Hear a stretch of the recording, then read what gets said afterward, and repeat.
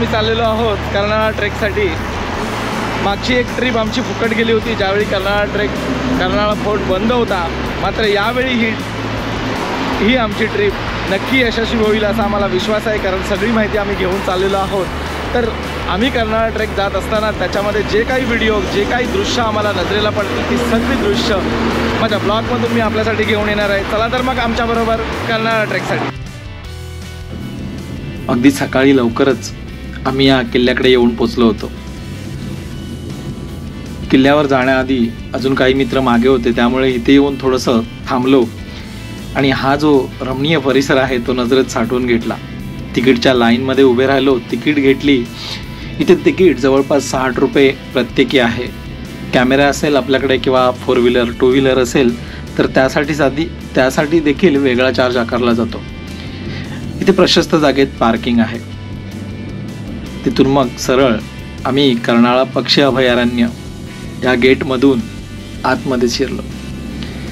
या गेटमधून आतमध्ये शिरतानाच पुढे काय सुख वाढून ठेवलं असेल याची चाहूल लागते। पक्ष्यांचा आवाज आणि हिरवागार निसर्ग, त्याच्यातून असलेला हा रस्ता खरोखर अगदी मन रिझवून घेत होता। खरं सांगायचं ना तर अगदी खरोखर एक वेगळीच मजा तन्मनात संचारल्यासारखं जाणवत होतं। हळूहळू चालताना, मजाक मस्करी करताना हा रस्ता केव्हा संपून जात होता ते कळत देखील नव्हतं। मात्र आता सरळ असलेला हा रस्ता पोटपूजेच्या दिशेने आला। थोडीशी पोटपूजा करून आम्ही पुढे परत मार्गस्थ झालो। पुढे मार्गस्थ होताना या सरळ रस्त्याने चालताना पुढे जी काही चढण, दमछाक करणारी चढण होती याची थोडीफार कल्पना होतीच, कारण आम्ही याआधी देखील इथेच फिरायला आलो होतो। परंतु पुढच्या वादळापूर्वीची शांतता म्हणून ही सगळी दृश्य नजरेत साठवून घेत आम्ही पुढे चालत होतो।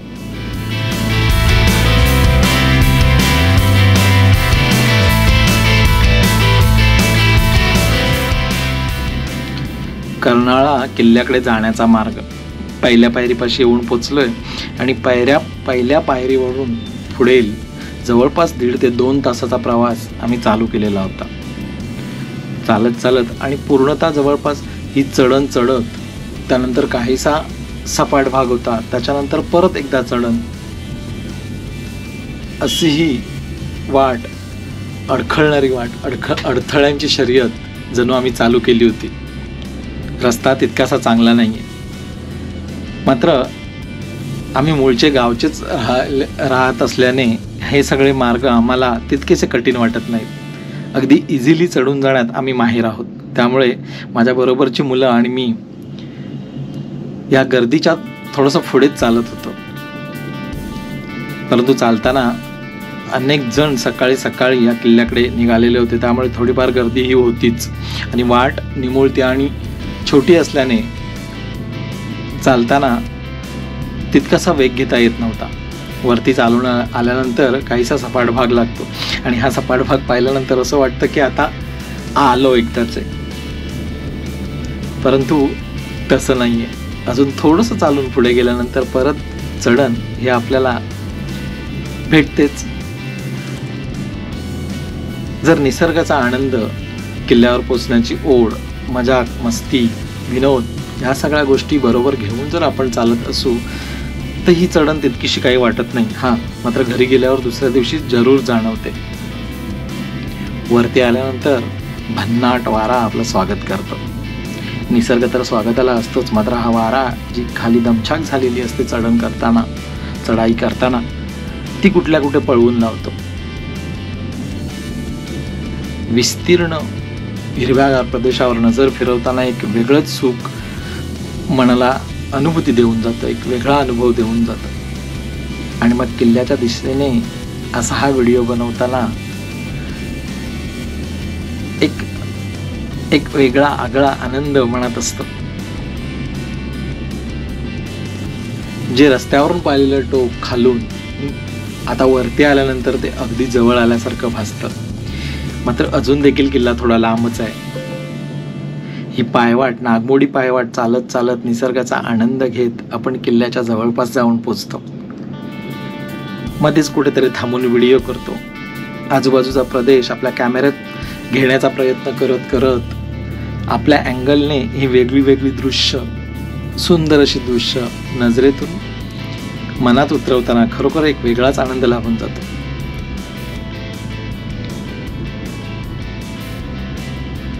जसं पुढे पुढे जातो तसे वेगवेगळे अनुभव होतात. मध्येच चढण, मध्येच थोडासा चांगला रस्ता, मध्येच अडथळ्यांची शर्यत, असं करत करत आपण वरती चाललेलो असतो.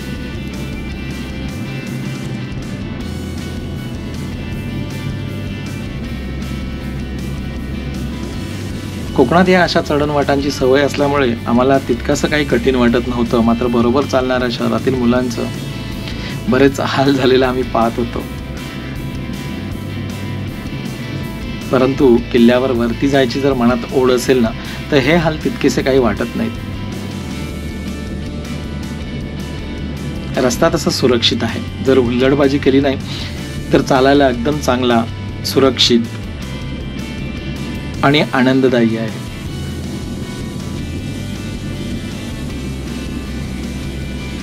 वेगवेगळ्या कोणातून कॅमेरा फिरवताना एक वेगळीच मजा मिळत होती, वेगळीच मजा वाटत होती. अगदी दूर दूरवर नजर जाईल तिथे फक्त आणि फक्त हिरवाई, हिरवाईने भरलेले डोंगर हेच नजरेला भिडत होते.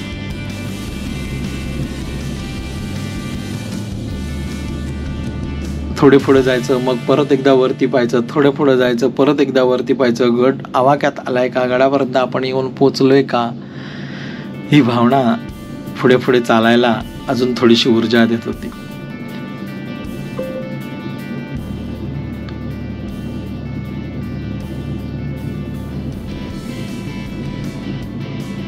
महाराजांचा जयघोष करत या किल्ल्याकडे प्रयाण करताना खरोखरच एक वेगळी शक्ती अंगात संचारल्याची जाणीव होत होती. या दरवाजातून आतमध्ये जाताना माझ्या शिवप्रभूंची आठवण मनाला चेतना देत होती. इथून थोडंसं वरती चढल्यानंतर नजरेच्या टप्प्यात येतो तो परत एकदा गडाचा सुळका. आणि आता मात्र आपण किल्ल्याच्या अगदी टोकावरती येऊन पोहोचलेलो आहोत.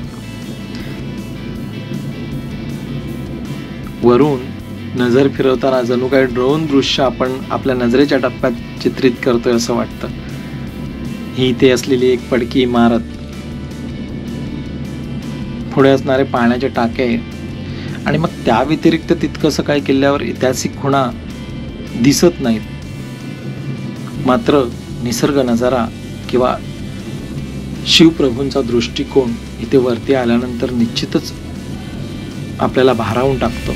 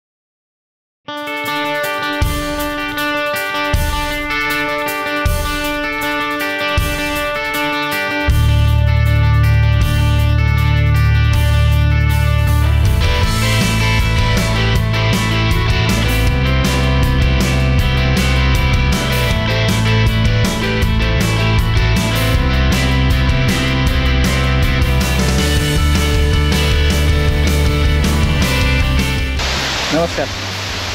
कर्नाळा पक्षी अभयारण्य आणि कर्नाळा फोर्ट ट्रेक हे दोन्ही करून आम्ही आता परतीच्या प्रवासाला लागलेलो आहोत. अगदी चढताना दमछाक झालेली होती. दमछाकमुळे सगळेच व्हिडिओ करता आले नाहीत, मात्र जे काही व्हिडिओ केलेत ते खरोखरच अप्रतिम झाले आहेत असं मला तरी वाटतं. ते सगळं व्हिडिओ आपल्याला या ब्लॉगमध्ये पाहायला मिळालेले असतीलच. आवडल्यास लाईक करायला विसरू नका.